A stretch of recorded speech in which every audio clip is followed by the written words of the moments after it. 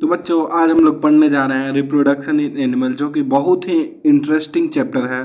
तो चलिए हम लोग चैप्टर को शुरू करते हैं। उससे पहले अगर आप लोग इस चैनल पर नए हो तो प्लीज़ चैनल को सब्सक्राइब कर दें और वीडियो को लाइक कर दें। हो सके तो अपने फ्रेंड के साथ शेयर करें, इससे आप लोग का क्लास में कंपटीशन बढ़ेगा और इससे आप लोग ज़्यादा से ज़्यादा पढ़ पाइएगा। ठीक है, तो सबसे पहले मैं आप लोग को बता दूं रिप्रोडक्शन, री मतलब अगेन, ठीक है, और प्रोडक्शन मतलब मेक, ठीक है।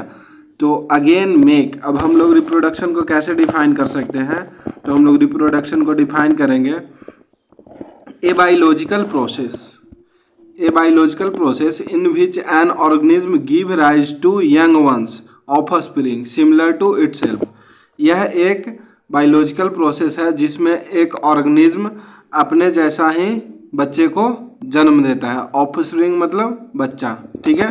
यहाँ तक क्लियर है, तो आप लोग इसको रट लीजिए, ये आप लोग को 12th तक काम देगा। ये जो रिप्रोडक्शन का जो मैं आप लोग को आज बता रहा हूँ डेफिनेशन, ये आपको 10th बोर्ड में फिर 12th तक आपको काम देगा, ठीक है। तो अब हम लोग आगे बढ़ते हैं। यहाँ पे जैसे आप लोग 7 क्लास में पढ़े होंगे डाइजेशन, सर्कुलेशन एंड रिस्पायरेशन, उसी प्रकार से ये रिप्रोडक्शन भी एक लिविंग ऑर्गेनिज्म का कैरेक्टरिस्टिक है। कैरेक्टरिस्टिक मतलब कि कोई भी अगर लिविंग ऑर्गेनिज्म है तो वो 4-5 प्रोसेस जरूर करेगा, जैसे वो डाइजेशन करेगा, सर्कुलेशन करेगा, रिस्पायरेशन करेगा, एक्सक्रीशन करेगा। तो रिप्रोडक्शन है जो एक के लिए इसेंशियल नहीं है, मतलब एक इंडिविजुअल के लिए इसेंशियल नहीं है, लेकिन ये पूरा कम्युनिटी और स्पेसीज के लिए इसेंशियल है। तो यहाँ पे वही आप लोग डिफिनेशन पे ध्यान दीजिएगा। Reproduction is essential for the continuation of a species. यहाँ पे बताया जा रहा है कि रिप्रोडक्शन अगर नहीं होगा तो हम लोग इस पृथ्वी पे एक्सटिंक्ट कर जाएंगे, गायब हो जाएंगे। सपोज कीजिए आज रिप्रोडक्शन आज से बंद हो जाए, ठीक है, तो आने वाला 100 साल में सारा ह्यूमन का पॉपुलेशन है जो कि ख़त्म हो जाएगा। क्योंकि जब कोई न्यू बच्चा जन्म ही नहीं लेगा तो हम लोग तो कितना, जो अभी मान के चलिए आज से रिप्रोडक्शन ख़त्म हो जाए तो आने वाला 60 से 70, 80, 90, 100 साल में पूरा ह्यूमन का जो स्पेसीज है, पॉपुलेशन है, पूरा ख़त्म हो जाएगा। तो इसलिए रिप्रोडक्शन है जो कि बहुत ही इसेंशियल प्रोसेस है। तो ये जो डिफिनेशन है उसको आप लोग याद कर लीजिए, बहुत ही ज़रूरी डिफिनेशन है, ठीक है। यहाँ पे अब हम लोग देखते हैं मोड ऑफ रिप्रोडक्शन। रिप्रोडक्शन का मोड मतलब किस किस प्रकार से रिप्रोडक्शन हो सकता है। तो इसका मेनली 2 टाइप्स है, पहला है सेक्सुअल और दूसरा है एसेक्सुअल, ठीक है। तो यहाँ पे आप लोग देख सकते हैं sexual reproduction and asexual reproduction. अब सेक्सुअल रिप्रोडक्शन क्या होता है, एसेक्सुअल रिप्रोडक्शन क्या होता है। तो यहाँ पे सेक्सुअल रिप्रोडक्शन में मेल और फीमेल 2 पेरेंट्स चाहिए और एसेक्सुअल में सिंगल पेरेंट से हो जाता है। और ये मोस्टली जो सेक्सुअल रिप्रोडक्शन होता है वो हायर एनिमल में होता है, जैसे ह्यूमन हो गया, मैमल्स हो गया और जैसे बर्ड्स उर्ड्स हो गया। और ये जो एसेक्सुअल रिप्रोडक्शन होता है वो बैक्टीरिया में हो गया, फिर उसके बाद प्रोटिस्टा में हो जाएगा। तो मेनली ये बैक्टीरिया में ही होता है। तो सब मैं आगे आप लोग को एग्जांपल के साथ साथ बताऊंगा, ठीक है। तो सेक्सुअल जो हम लोग का रिप्रोडक्शन है उसमें गैमेट प्रोड्यूस होता है। तो यहाँ पे आप लोग देख सकते हैं गैमेट प्रोड्यूस होता है और गैमेट फ्यूज करके जाइगोट बनाता है।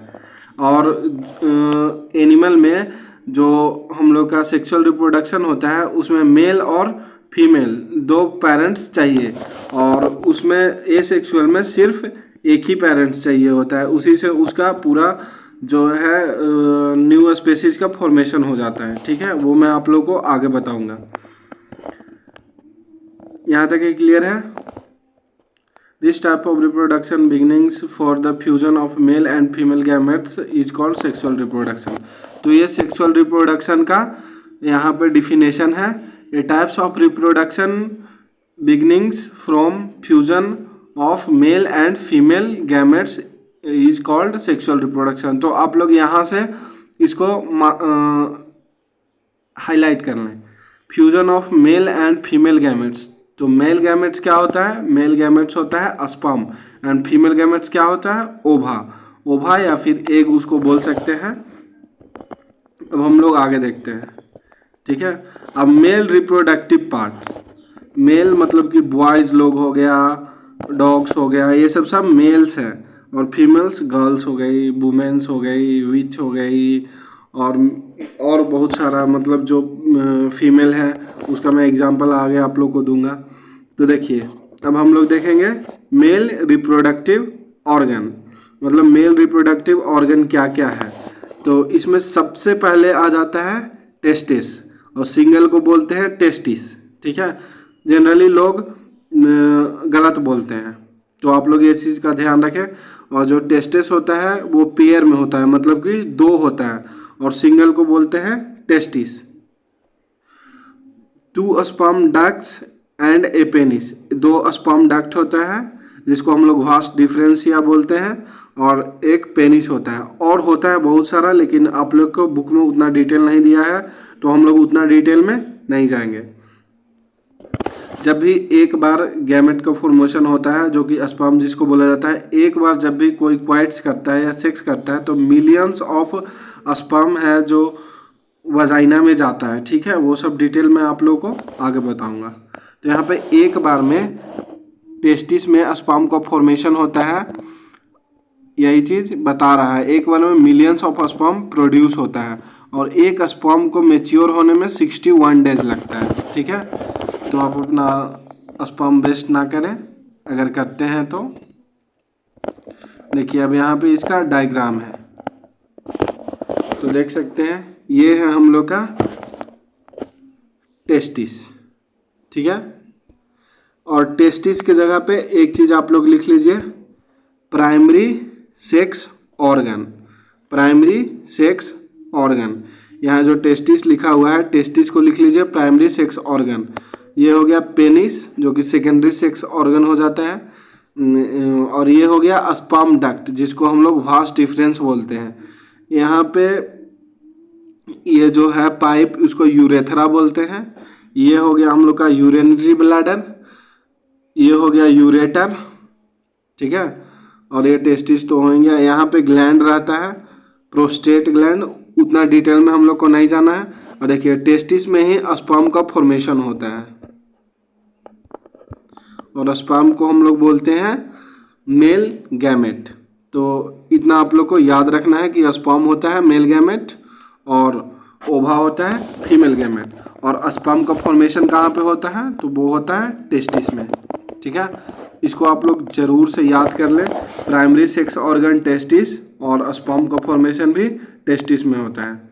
इतना तक डायग्राम क्लियर है। तो एक बार मैं आप लोग को इसको लेवल कर देता हूँ। ये जो हो गया ऊपर वाला को ग्लांस पेनिस बोलते हैं, उसको हम लोग को याद नहीं रखना है। ये जो पूरा एरिया हो गया उसको पेनिस बोलते हैं। बीच में एक पाइप हो गया, उसको यूरेथ्रा बोलते हैं, जिसमें स्पर्म और यूरिन दोनों निकलता है। और ये हो गया हम लोग का टेस्टिस, ठीक है। और ये जो डक्ट हो गया स्पर्म डक्ट, इसको लिखा हुआ है एनसीईआरटी में, लेकिन ये होता है वास डिफरेंशिया, ठीक है, वास डिफरेंशिया। तो आप लोग स्पर्म डक्ट या वास डिफरेंशिया याद कर सकते हैं।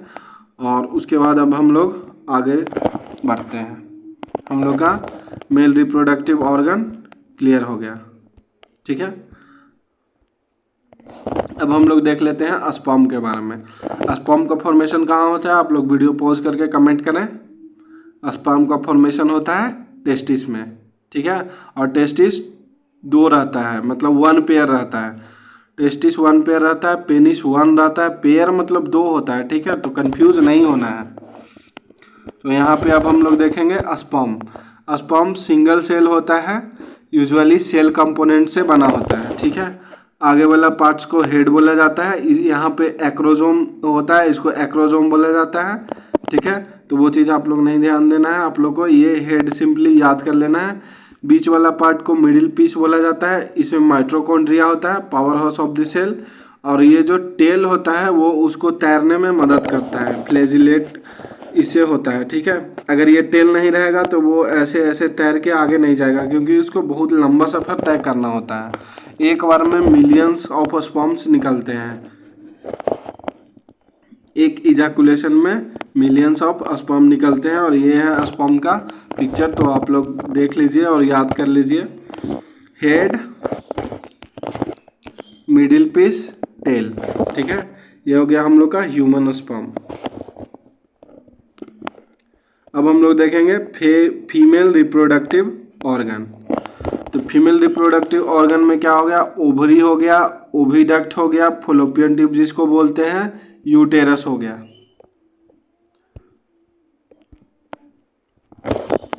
तो इसमें प्राइमरी सेक्स ऑर्गन क्या हो जाएगा, ओवरी। ये प्राइमरी सेक्स ऑर्गन क्यों हो जाएगा, क्योंकि ओवरी में ही ओवा का फॉर्मेशन होता है। ओवा यानी एग, एग मेन कंपोनेंट है रिप्रोडक्शन के लिए, ठीक है, इसीलिए इसको प्राइमरी सेक्स ऑर्गन बोला जाता है। ये चीज़ आप लोग याद कर लीजिएगा। देखिए ये है ओविडक्ट जिसको बोलते हैं फॉलोपियन ट्यूब, यहाँ पे है एम्पूला, यहाँ पे स्पर्म जनरली ऐसा रहता है। यहाँ पे आप लोग देखें, ये हो गया हम लोग का ओवा, ठीक है। तो ओवा और स्पर्म मिलते हैं यहाँ पे एम्पूला वाला रीजन में, तो वहीं पे हम लोग का फर्टिलाइजेशन होता है, ठीक है। तो यहाँ पे मैं आप लोग कुछ लेवल कर देता हूँ। ये हो गया आगे का पार्ट वजाइना, जो कि दिया हुआ नहीं है। ऊपर का पार्ट सर्विक्स हो गया, यहाँ पे एक सर्विकल कनाल रहता है, ठीक है। और उसके ऊपर ये हो गया यूटेरस, जिसको हम लोग गर्भ बोलते हैं। और उसके बाद फिर ये हो गया हम लोग का ओविडक्ट, जो 1 पेयर्स रहता है, यानी 2 रहता है दोनों तरफ। ये हो गया हम लोग का ओवरी, जो 1 पेयर्स रहता है, यानी 2 ओवरी रहता है। और यहाँ पे एक यूरिनरी ब्लैडर आया हुआ रहता है, यूरिनरी ब्लैडर से यूरेथ्रा आया हुआ रहता है, जो कि दिया हुआ नहीं है, तो वो चीज़ हम लोग नहीं देखेंगे। इतना क्लियर है। तो यहाँ पे साइट ऑफ फर्टिलाइजेशन हो जाएगा एम्पूला, इस वाले रीजन में हम लोग का फर्टिलाइजेशन होता है। फर्टिलाइजेशन मीन्स की fusion of male and female gamete. तो मेल गैमेट क्या हो जाएगा, स्पर्म, फीमेल गैमेट क्या हो जाएगा, ओवा, ठीक है। देखिए यहाँ पे हम लोग देखेंगे फीमेल गैमेट, अभी मैं आप लोगों को बोला ओवा या एग, ठीक है, जो कि सिंगल सेल का होता है। और ये हो गया अभी जो मैं आप लोग को डायग्राम बना के बताया, ये हो गया हम लोग का ओवम। इसको ओवम बोलते हैं, ओवा बोलते हैं, एग भी बोलते हैं, तो कंफ्यूज नहीं होना है। बीच में है न्यूक्लियस। सेल वाले चैप्टर में मैंने बताया था, आप लोग अगर वो वीडियो नहीं देखे हैं तो जाइए आप लोग उसको देख सकते हैं, ठीक है। अब हम लोग देखेंगे फर्टिलाइजेशन, यहाँ तक ये क्लियर है। तो फर्टिलाइजेशन का जब भी वर्ड आए तो आप लोग याद कीजिएगा, fusion of sperm and ovum, ठीक है, यानी कि fusion of sperm and ovum is called fertilisation. यहाँ पे स्पर्म के जगह पे मेल गैमेट लिख सकते हैं और ओवम के जगह पे फीमेल गैमेट लिख सकते हैं, तो इसमें कंफ्यूज हम लोग को नहीं होना है, ठीक है। और सच fusions of egg and sperms is called fertilisation. तो फर्टिलाइजेशन वर्ड जब भी आए तो हम लोग को यही दिमाग में आना चाहिए, fusion of male and female gamete, या फिर स्पर्म एंड एन ओवम भी आप लोग बोल सकते हैं, ठीक है। उसके बाद जब फ्यूजन हो जाता है, देखिए यहाँ पे फ्यूजन, देखिए ये हो रहा है फ्यूजन, ये हो गया हम लोग का स्पर्म, ये हो गया ओवम, और यहाँ पे ये फ्यूजन हो गया। हमेशा मिलियंस ऑफ स्पर्म निकलता है, लेकिन जो स्पर्म रेस जीतता है, सबसे आगे रहता है, वही ओवा को फर्टिलाइज करता है। तो फर्टिलाइज करने के बाद इसका जो टेल वाला पार्ट्स वो पीछे ही छूट जाता है, और ऊपर वाला जो पार्ट्स है जो कि जेनेटिक मटेरियल्स लेके आता है, वो यहाँ पे आके फ्यूज कर जाता है, ठीक है। ऊपर का जो लेयर रहता है वो जोना पेलोसूटा कोरोना रेडिएटा ये सब रहता है। आप लोग हायर क्लास में जाइएगा तो आप लोग भी ये सब पढ़िएगा, ठीक है। तो यहाँ तक ये क्लियर है। तो फर्टिलाइजेशन हम लोग का क्लियर है। और एक चीज़ यहाँ पे एक्स्ट्रा इन्फॉर्मेशन और दिया हुआ है, तो आप लोग इसको चाहे तो याद कर सकते हैं कि ये मैंने सेल चैप्टर में बता दिया है, फिर भी आप लोग अगर चाहें तो याद कर सकते हैं। ओस्ट्रिच एग है जो लार्जेस्ट सिंगल सेल है, ठीक है। अब फर्टिलाइजेशन के बाद एक प्रोसेस होता है जिसको हम लोग बोलते हैं जाइगोट फॉर्मेशन। इसमें फर्टिलाइज्ड एग, देखिए यहाँ पे ये दोनों फर्टिलाइजेशन हो रहा है, यहाँ पे फर्टिलाइजेशन हो गया है, तब यहाँ पे जाइगोट का फॉर्मेशन हो गया है। दोनों का न्यूक्लियस है जो कि फ्यूज कर गया है, एक दूसरे के साथ मर्ज हो गया है और ये सिंगल सेल जाइगोट बना लिया है। अब जाइगोट बनाने के बाद ये यूटेरस में इम्प्लांट हो जाएगा, ठीक है। The process of fertilisation is meeting of an egg cell from the mother's and sperm cells from the father. हम लोग का जो स्पर्म है वो फादर से आता है और एग है जो मदर से आता है, वो यहाँ पे बता रहा है, ठीक है। इसीलिए हम लोग में मदर फादर दोनों का कैरेक्टर आता है। कोई भी इंसान जो मदर फादर के जैसा लगता है वो फर्टिलाइजेशन के वजह से और सेक्सुअल रिप्रोडक्शन के वजह से ऐसा नज़र आता है, ठीक है। यहाँ तक क्लियर है।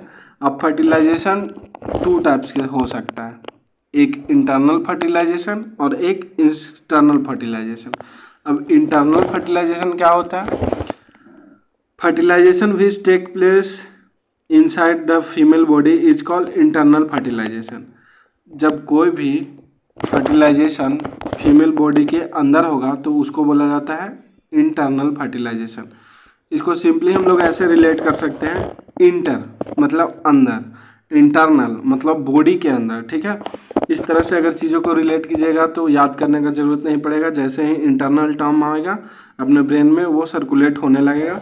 तो इसका एग्जाम्पल हो जाएगा इंटरनल फर्टिलाइजेशन का ह्यूमन, काउ, डॉग, हेन, सब में इंटरनल फर्टिलाइजेशन होता है। ऐसा तो नहीं ना है कि बाहर एग आ करके और स्पर्म उसको फर्टिलाइज करता है। सॉरी,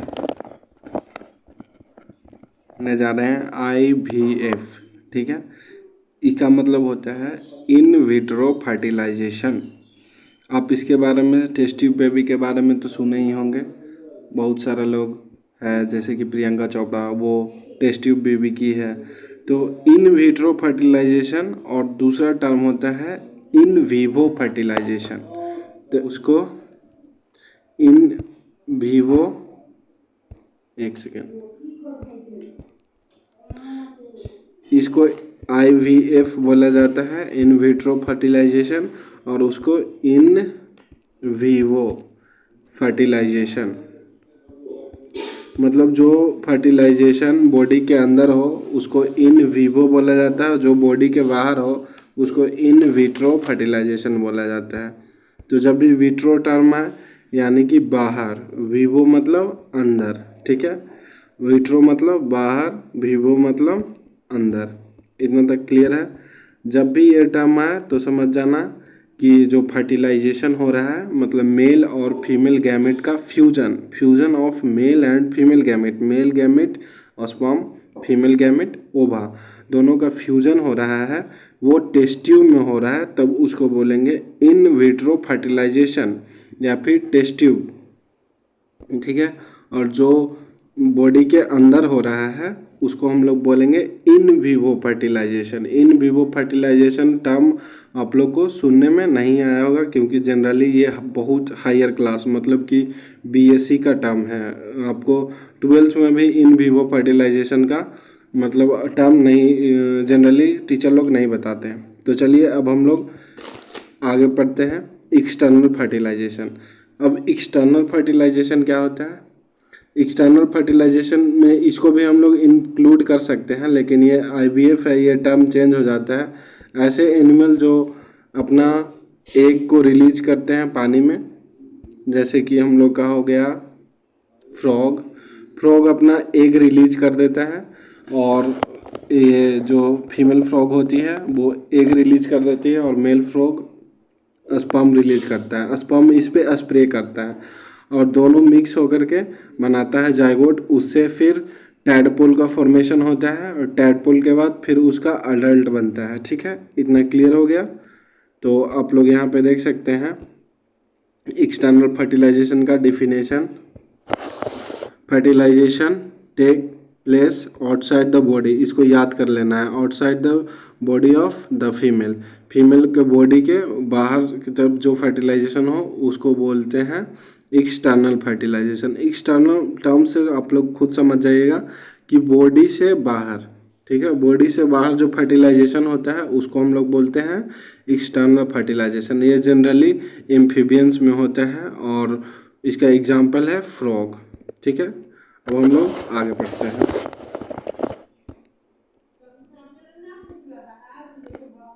देख सकते हैं यहाँ पे फ्रॉग का एग है और यहाँ पे वही टर्म दिया हुआ है, outside the body of a females is called external fertilisation.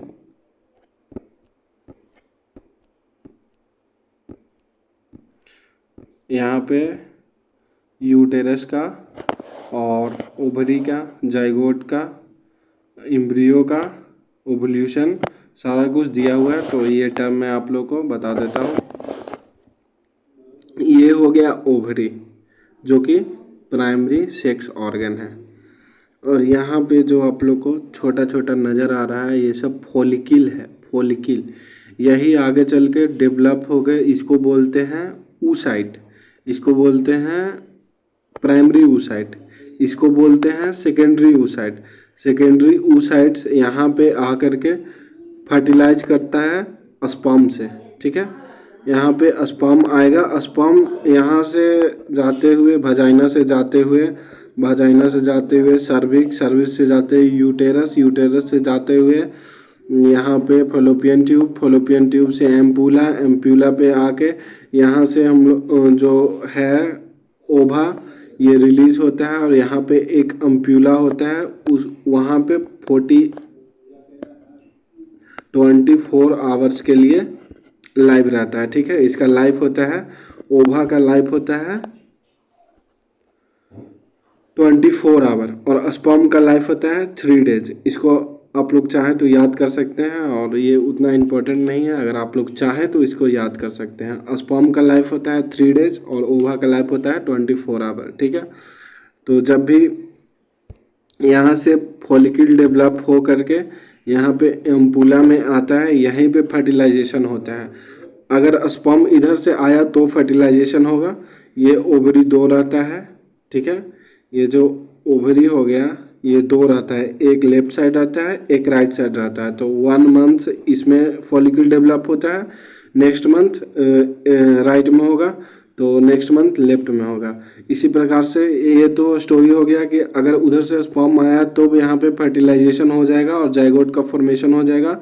Zygote के फॉर्मेशन होने के बाद यहाँ पे ये 2 सेल स्टेज हो गया, ये 3 सेल स्टेज हो गया, ये 8 सेल स्टेज हो गया, सब 2 से 4, 4 से 8, 8 से 16 स्टेज, 16 सेल स्टेज हो जाता है। यहाँ पे मोरूला, ब्लास्टूला, ब्लास्टूला ये है, ब्लास्टूला आकर के यहाँ पे एम्ब्रियो बना करके, और यहाँ पे हम लोग का जो इम्बाइकल कोड के सपोर्ट से यूटेरस में इम्प्लांट हो जाता है। ठीक है, तो इसी को लिख रहा है इम्बेडिंग्स embryo.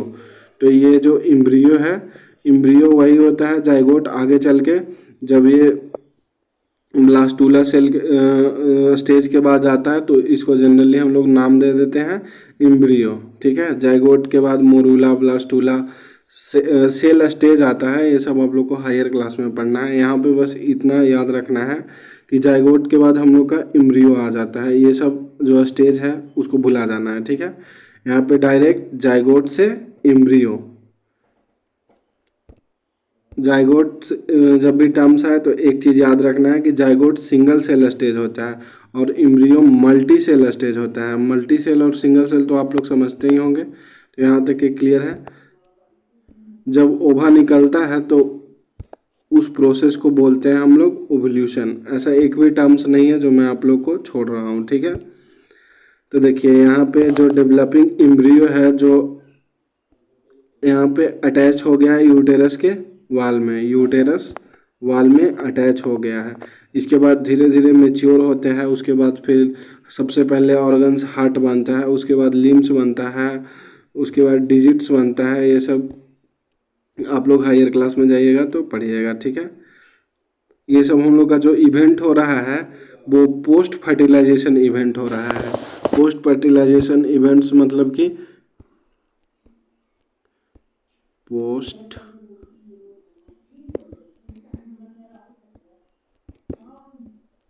Fertilisation event. Post fertilisation मतलब फर्टिलाइजेशन का बाद क्या क्या होगा वो इसमें हो रहा है।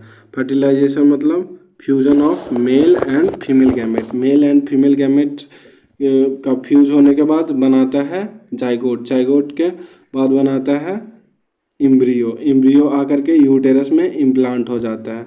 और यहाँ पे देख सकते हैं कि कैसे बेबी है। ये यहाँ पे वजाइना है, ये सर्विक्स है, ये म्यूकस मेम्ब्रेन है। यहाँ पे एक कैप लग जाता है म्यूकस मेम्ब्रेन का।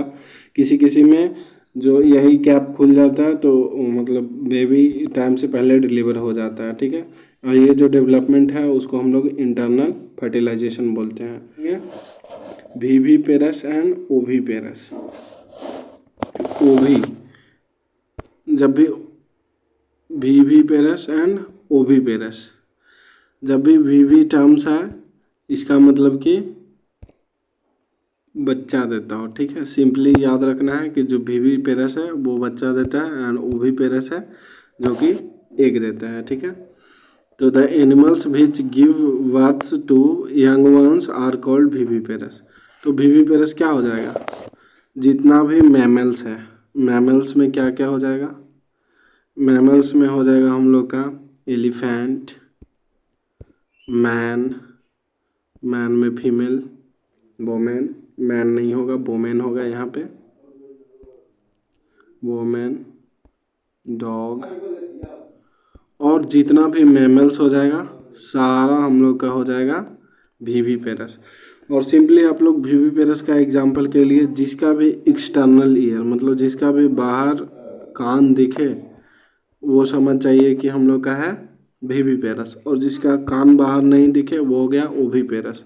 तो ओवी पेरस में क्या हो जाएगा, जितना भी स्नेक उसनेक फिर जितना भी एम्फीबियंस हो गया, एग एप्स हो गया, जैसे रिप्टाइल्स हो गया, लिजार्ड, फ्रॉग, बटरफ्लाई, जब जितना हो गया सब हो जाएगा ओवी पेरस। जिसका कान नहीं देखे वो हो जाएगा एवी पेरस। ओवी पेरस जनरली अंडा देता है। तो those animals which lay eggs are called viviparous. ठीक है, तो क्लियर है यहाँ तक है।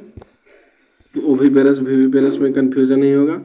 तो ओवी पेरस और वीवी पेरस का एग्जाम्पल तो आप लोग भूलिएगा नहीं कि जिसका बाहर कान दिखे वो हमेशा बेबी बर्थ करेगा, मतलब ऑफस्प्रिंग को डायरेक्ट जन्म देगा।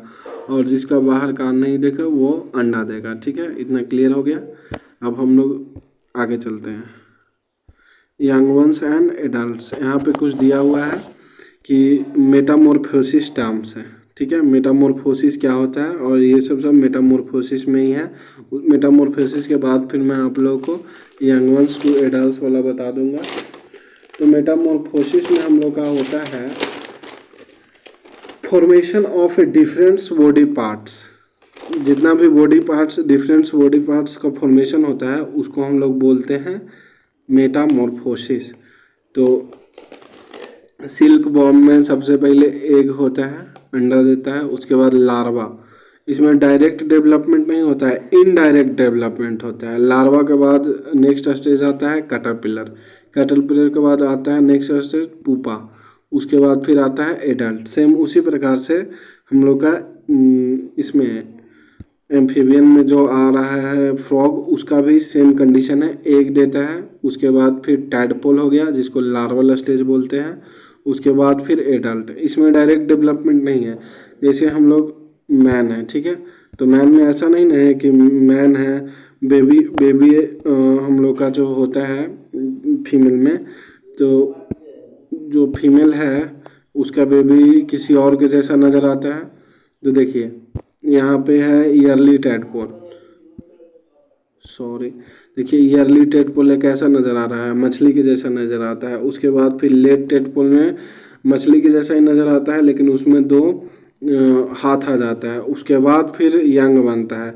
सेम इसी प्रकार से जो ऐसा डेवलपमेंट है उसको हम लोग बोलते हैं इनडायरेक्ट डेवलपमेंट।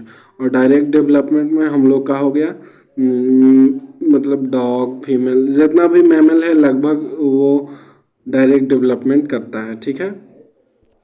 अब हम लोग नेक्स्ट देख रहे हैं एसेक्सुअल रिप्रोडक्शन, क्योंकि मेटामॉर्फोसिस तो मैंने पहले ही बता दिया था। अब एसेक्सुअल रिप्रोडक्शन, एसेक्सुअल में हमेशा जब भी टर्म्स आए तो सिंगल पेरेंट, एक पेरेंट, ठीक है, सिंगल पेरेंट, सिंगल पेरेंट हमेशा इन्वॉल्व होंगे, डबल पेरेंट इन्वॉल्व नहीं होंगे। इसमें ना ही तो फर्टिलाइजेशन होगा, ना ही जाइगोट फॉर्मेशन होगा, कुछ नहीं होगा इसमें। इसमें डायरेक्ट फॉर्मेशन हो जाएगा। देखिए मान के चलिए एक सेल है, ठीक है, और इसी में सब कुछ इसका हो जाएगा। और ये जब डिवाइड करेगा तो दो अलग अलग सेल बना लेगा, तो ये दो अलग अलग ऑर्गेनिज्म बन गया। जैसे अमीबा के केस में हम लोग देखेंगे बाइनरी फिजन करता है, या फिर ये हो गया हाइड्रा, हाइड्रा में से एक बर्ड निकला और वो बर्ड न्यू हाइड्रा बना लेगा। तो इस तरह से होता है हम लोग का एसेक्सुअल रिप्रोडक्शन। इसमें मतलब कि दो पेरेंट्स इन्वॉल्व होने का कोई ज़रूरत नहीं है, सिंगल ही वो डिवाइड करके न्यू बना लेता है। तो सेक्सुअल रिप्रोडक्शन है जो कि बहुत ही कॉम्प्लेक्स प्रोसेस है, लेकिन एसेक्सुअल रिप्रोडक्शन है जो कि बहुत ही सिंपल प्रोसेस है। तो देखिए यहाँ पे ये एग्जांपल हमेशा आप लोग याद रखिएगा, बडिंग इन हाइड्रा, ये आपको 12th तक पीछा नहीं छोड़ने जा रहा है, तो इसको आप लोग हमेशा याद रख लीजिएगा। ये प्रोटिस्टा में आता है, एनिमल में आता है, ठीक है। तो इसमें यहाँ पे देखिए बर्ड बनाया छोटा सा, यहाँ पे जनरेटिव सेल होता है, जनरेटिव सेल से बर्ड बनाया, बर्ड बना के ये बर्ड थोड़ा सा ग्रो किया है, ग्रो करने के बाद फिर ये हल्का मेच्योर हो गया है, और मेच्योर होने के बाद ये जो पेरेंट सेल है उससे डॉटर सेल अलग हो जाता है, ठीक है। तो बर्डिंग्स इन हाइड्रा आप लोग को इतना सही मतलब है, ये एग्जांपल याद रख लीजिएगा कि एसेक्सुअल रिप्रोडक्शन का एग्जांपल है बर्डिंग्स इन हाइड्रा। अब हम लोग देखेंगे दूसरा हो गया बाइनरी फिजन। तो देखिए ये हो गया हम लोग का अमीबा। अमीबा में सबसे पहले ये है न्यूक्लियस, न्यूक्लियस डिवाइड किया, न्यूक्लियस के डिवाइड करने के बाद फिर इसका जो साइटोप्लाज्म है वो साइटोप्लाज्म डिवाइड किया, उसके बाद फिर दो अमीबा बना दिया, और जो कि दो अमीबा न्यू बना, तो इसमें हो गया ये दोनों डॉटर सेल, ठीक है। तो ये सिंगल सेल आप लोग को याद होगा कि सेल वाले चैप्टर में हम लोग पढ़े थे कि अमीबा होता है जो सिंगल सेल ऑर्गेनिज्म होता है, और ये बाइनरी फिजन के द्वारा रिप्रोडक्शन करता है, एसेक्सुअल रिप्रोडक्शन करता है, ठीक है। तो ये भी आप लोग को याद रखना है, सिंगल सेल ऑर्गेनिज्म होता है अमीबा, और इसमें रिप्रोडक्शन कैसा होता है, बाइनरी फिजन रिप्रोडक्शन होता है। अब आप लोग 10 क्लास में जाइएगा तो इसमें मतलब अनफेवरेबल कंडीशन में मल्टीपल फिजन भी होता है, लेकिन अभी यहाँ तक आप लोग को यही याद रखना है। अब हम लोग देखेंगे स्टोरी ऑफ डॉली। डॉली एक शिप था जिसको क्लोनिंग के द्वारा बनाया गया था। अब बोलेंगे क्लोन क्या होता है। क्लोन मतलब एग्जैक्ट कॉपी, इसका जेनेटिक मटेरियल भी सेम, इसका मोर्फोलॉजी भी सेम। जैसे आप लोग देखे होंगे चिंकी मिंकी, चिंकी मिंकी में आइडेंटिफाई करना बहुत ही मुश्किल है कि कौन है चिंकी कौन है मिंकी, बस सिमिलर उसी प्रकार से ये जो डॉली जो पहला बार मेमोरी ग्लैंड, जिसमें ये मेमोरी ग्लैंड होता है, यहाँ पे मेमोरी ग्लैंड वाला एनिमल को फर्स्ट टाइम ये किया गया था, क्लोनिंग किया गया था, क्योंकि क्लोनिंग जो टर्म है वो हमेशा एसेक्सुअल रिप्रोडक्शन के लिए इंट्रोड्यूस किया गया है। एसेक्सुअल रिप्रोडक्शन में सेल डिवाइड करेगा, तो सेल जब डिवाइड करेगा तो उसमें क्या वेरिएशन आएगा, कुछ वेरिएशन नहीं आएगा। तो यहाँ पे हम लोग देखते हैं सेक्सुअल रिप्रोडक्शन में वेरिएशन होता है, जो कि इसका मतलब बहुत ही अच्छा बात है, और इसमें वेरिएशन नहीं होता है। तो देखिए मेमल्स जो पहला बार इतना बड़ा मेमल्स को क्लोन किया गया था, और इसका बस नाम याद रख लिया कि डॉली शिप को क्लोन किया गया था, और फर्स्ट टाइम इसको किया गया था 5 जुलाई 1996 को, ठीक है। अब हम लोग देखेंगे नेक्स्ट। तो अब चैप्टर ख़त्म हो गया। आप लोग यहाँ